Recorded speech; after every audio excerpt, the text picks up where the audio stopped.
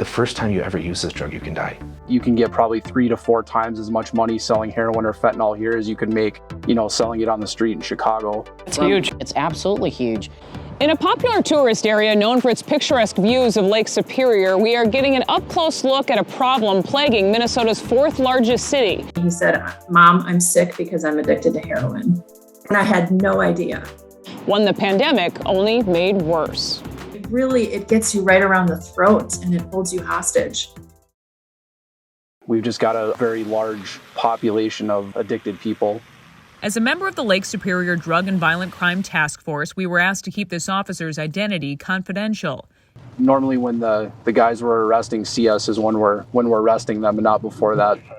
He describes Duluth as a direct hub to the drug trade for the small towns that surround it, with the supply to the south from the Twin Cities and Chicago. There's a huge market here. We've got a lot of treatment facilities here, a lot of halfway houses, things like that. We spotted the struggles on several blocks in downtown Duluth. The subtle calls for help and the sad living circumstances, whether an abandoned doorway or busy sidewalk. But investigators say it's a dangerous class of drugs at the center of too many tragedies that's taking place in secret. There's no kind of definition of what a heroin user is. Like a teenage cheerleader at a local school that was buying heroin. Lieutenant Chad Nagorski serves as commander of the task force and sees the stats for himself in St. Louis County. Opioids like heroin and fentanyl behind 29 deadly overdoses in 2020, 42 last year, along with 346 people who overdosed but were ultimately saved. And we've seen that throughout the pandemic, our numbers have gotten worse. St. Louis County Attorney Kim Mackey has been focused on accountability in the cases where she can. If a person is involved in the sale, distribution, delivery of a controlled substance that results in the death of another person, they can be held accountable for third-degree murder. She is currently working 6 such cases. Prosecutors focus on proving the chain of custody of the drugs to hold dealers responsible, as transactions often play out on social media. Court documents detail a conversation last October when a Virginia, Minnesota woman reached out to David Chapman on Facebook Messenger. "Can you help me get some of that I was talking about the other day?" Chapman responds, "Yes, how much?" 6 hours later, Brooke Miller is found dead inside her apartment.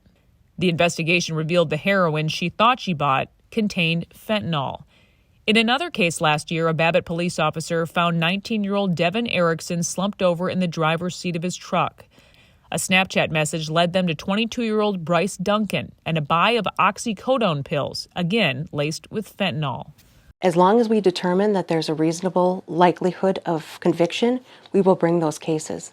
There is a push in St. Paul at the state capitol to change what's known as the criminal threshold or minimum requirements for these types of cases. The last significant changes made to Minnesota's illegal drug laws were more than 7 years ago, before synthetic opioids and fentanyl were much of a problem. Fentanyl is more potent, deadly, and carries with it more of a profit. It's why some county attorneys believe it's time the law catches up. Right now, the thresholds for charging match that of cocaine and meth. And what we think should happen is that the threshold should be reduced to be at least equal with heroin because of how dangerous and addictive fentanyl is. It gets you right around the throat and it holds you hostage. Vicki Elliott shares her son's story with the hope it helps others find a way out. Known for his bright eyes, bear hugs, and outgoing personality, Cole struggled with depression and anxiety, eventually receiving a bipolar disorder diagnosis at 19. He spent 4 years in Duluth, where his mom says his addiction took control. There's a very, very large community up there, and they support each other in getting drugs and finding drugs and selling other things to get money for drugs. He finally disclosed to me, he said, "Mom, I'm sick because I'm addicted to heroin." And I had no idea. So I said, "I'll be up there right now." Cole finally agreed to treatment in 2018.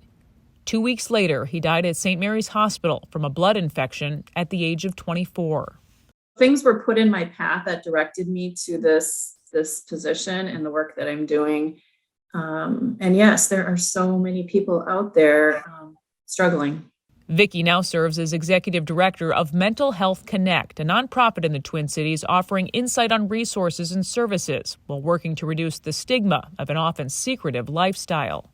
Everything is booked up and get on those waiting lists. Just put your name on all of them. And the first one that comes up, go.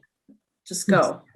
Drug addiction is not a moral failing, in my personal opinion, but drug addiction is a failing on society and how we move forward as a culture and a country. Angela Von Tritek is Assistant Special Agent in charge of Minnesota's Drug Enforcement Administration. All of these drugs, the illicit drugs, are trafficked, manufactured, and produced in Mexico because the transnational criminal organizations see how easy it is literally to produce, manufacture, and distribute illicit fentanyl. Mass production with powder and pill presses, carrying lethal doses of fentanyl smaller than a pencil tip. And they're killing people because there's no quality control involved here.